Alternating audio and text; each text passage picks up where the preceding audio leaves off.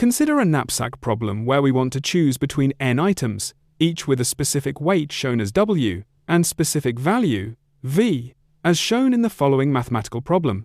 In this model, we have a restriction in total weight we can carry on, which is called W.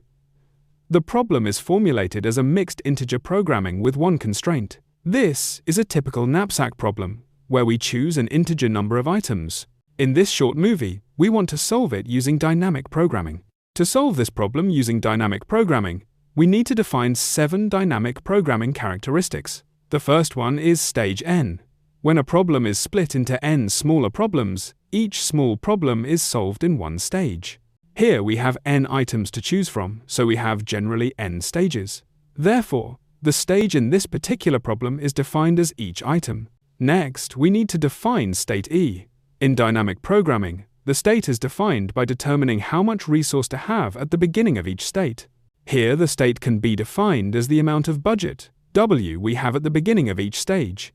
Action K is defined as the amount we assign to each variable. For example, if we have 2 kilograms at the beginning of each stage, we may only assign 2 kilograms at most.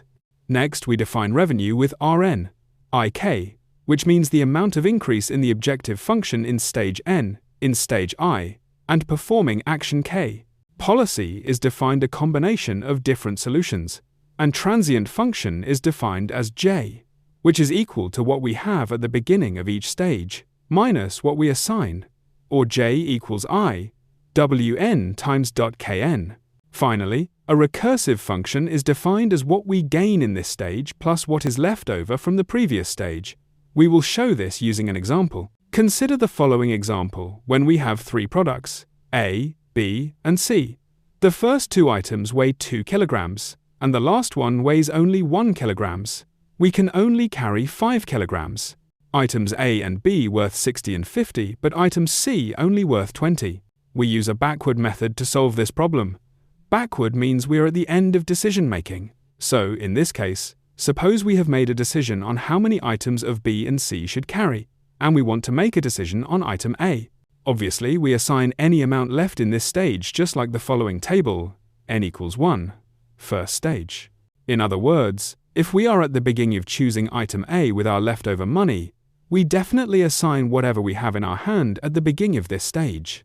During the second stage, we are focusing on item B, with W equals 2 and V equals 50. In this stage, we may have from 0 to 5 kilograms on hand at the beginning of this stage, but we can only have 2 items of B since this item is 2 kilogram, so action K for this one will change from 0 to 2.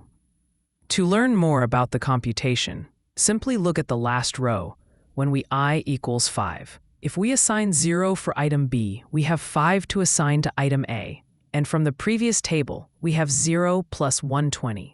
If we assign 1 for B, then we have 3 to assign to item A, since item B needs 2 kilograms, so we sum 50 to optimal value for I equals 3 from the previous table, which is 60.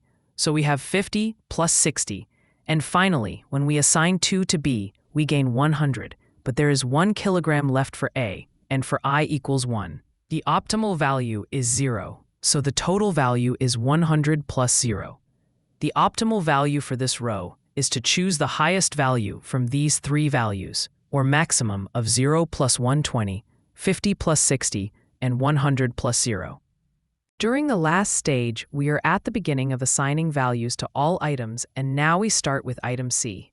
Since item C weighs only 1 kilogram, our action can change from 0 to 5 kilograms. At the same time, since we are at the beginning of the dynamic programming, 5 kilograms of our storage is left, so we start assigning from 0 to 5. As we can see, when we assign 1 to C, we gain 20, and 4 kilograms left over goes to other items. From the previous table, when I equals 4, the optimal value is 120, so we end up having 140. Now we continue and see that this action will be also optimal. So the final solution, as shown, is equal to 1 to C and 2 to A with the optimal value of 140.